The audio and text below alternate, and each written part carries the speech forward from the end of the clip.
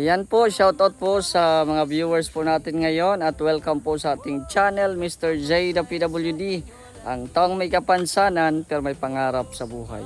So ngayon ay andito tayo sa apartment ng ating isang kasamahan na si Kaprom the Vlog. At tignan natin yung loob ng apartment at para makita nyo rin, no, gaano kaganda yung apartment niya dito.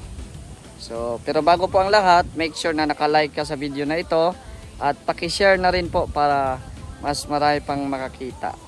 Yan, along the highway lang po itong apartment ni Kaprom the Vlog. Yan, hindi ko na yung may-ari. Anong meron dyan, sir? Mainit kasi. Yan. Oh, so malawak din yung parkingan. Parking talaga yung Oo. dito.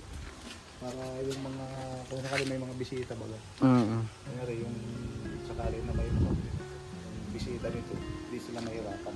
Ah, so bali inaano mo na, ibenta mo na siya. O gusto ko sanang i-ibenta kasi nga, kasi ito naman investment ko man talaga ito. Dahil gusto ng mga bata kasi mas malapit na tirahan. Okay naman ito kasi tabing kalsada. Oo. Ano lang kasi yung mga bata, paggabi na kasi umuwi dahil yung isa kasi nursing yan, duty minsan sa ospital.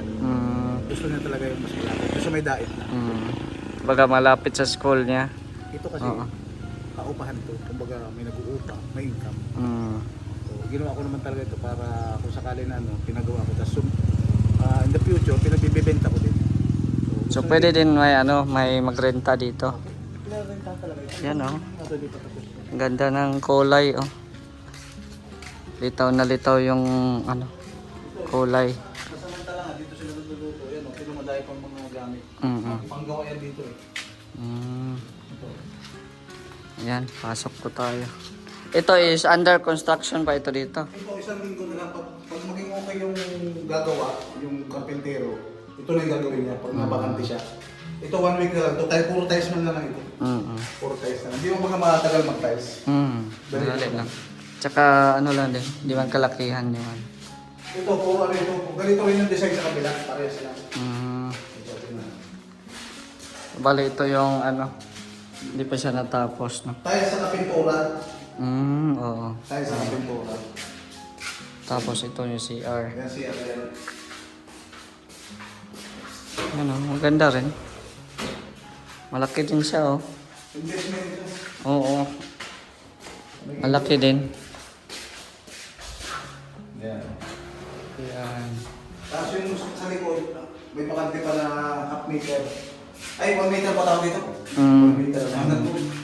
Kaya pwede pang makulay yan. Okay. Sa likod. Maliwalas Oo, may mga kapitbahay naman po. Oo, marami dito yan sila. Dami man. Web rocks, malapit dito. Web rocks. Kaya gusto ko yung benta ito. Ang kagandahan na ito kung nasa ibang bansa makakabili. Kung pabisita sila dito kay Kuya Bal, o sa mga gusto nila mga vlogger na bisitahin, meron sila tutulungan. Ito kasi tahimik itong lugar na ito. Oo, kaya nga. Tahimik dito. Mag-iwan po kayo dito ng kahit anong hindi nawawala. Tapos ang kagandahan ito din, may mga linya na ng tubig yan. Mayroon ng tubig yan. Meron ka ng linya. May motor na magalang doon. Kasi may puso pa. Kasya po dito ang 3 sasakyan or 4 pa pag bios. Pag bios kasya yan. Dito sa kabila kasi may nakaupa kaya din natin maano. May nakaupa doon. Ang upa po dito mga kalingap sa gusto makabili. 6.5 po ang isang buwan. So itong dalawa na to mag-income ka dito ng 13,000 naman. So pagkabayad mo may income ka agad kasi may upa Oo.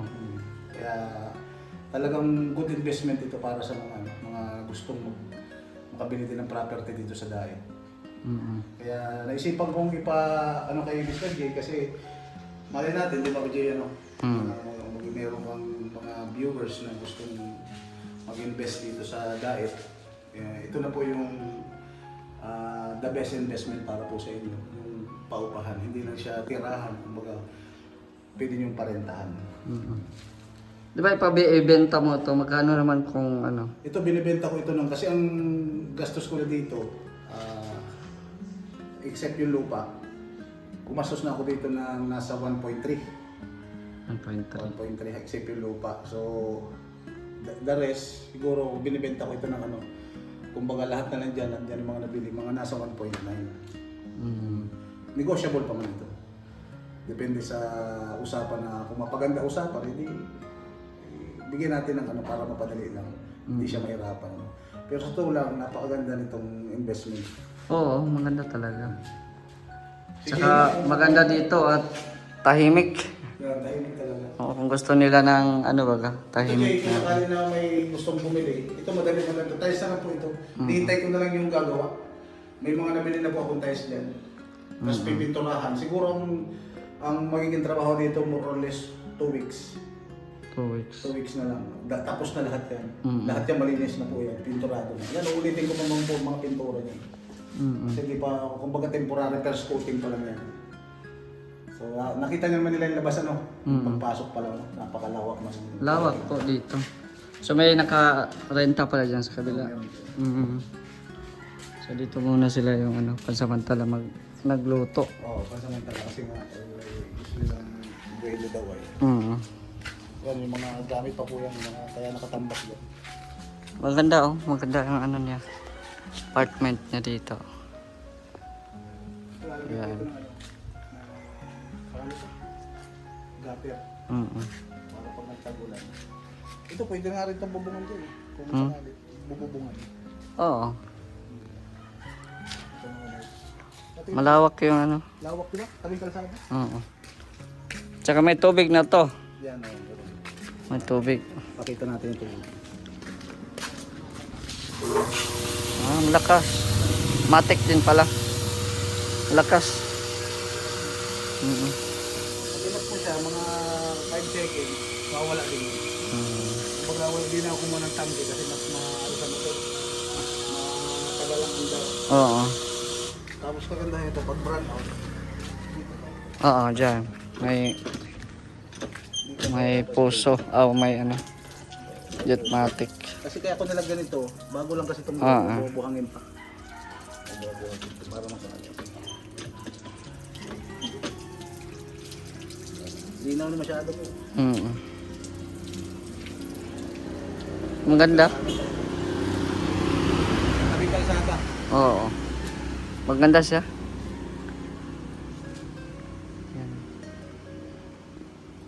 Alay mo dyan, yung mga ano mo dyan. Kaya nga. Baka may mga viewers natin na gustong mag ano. Oo.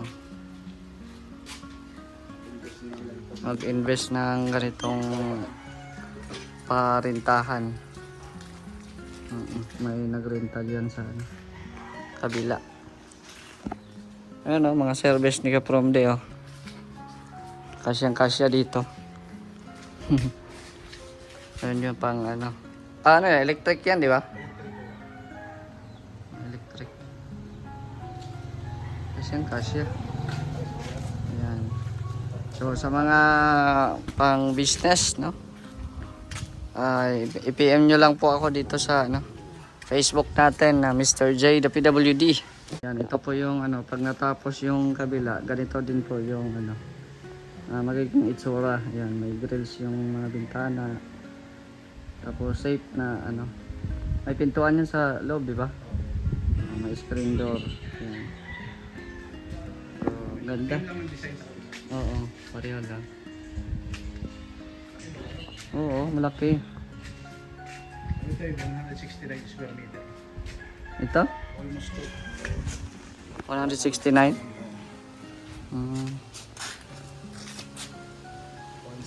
square meter. Ayan, so bawat poste may ilaw. Ano yan? Hindi ka pwedeng basta-basta dyan. CCTV. CCTV dyan. Kala mo lang ilaw, no? Ayan, may mga solar po dito. Oh, maganda. Ito, tingnan mo, tabing kalsada. Tsaka ano, tabing kalsada lang po.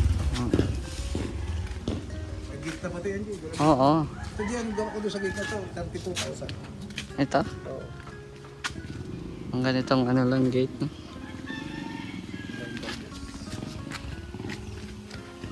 Yan. Maganda din pag ganito ang ano, no? Mas di na sila magtatanim Jay, may tanlad na. Ay, oo. May nag-advise na sa akin Jay. Taniman ko daw ng tanlad sa malunggay. Oo. Wala, para pag dadaan sila dito, may mapipitas na. Ah. Tapos sa unahan, makikita pa ng gala na manok. Ah, wala na. Ayan po.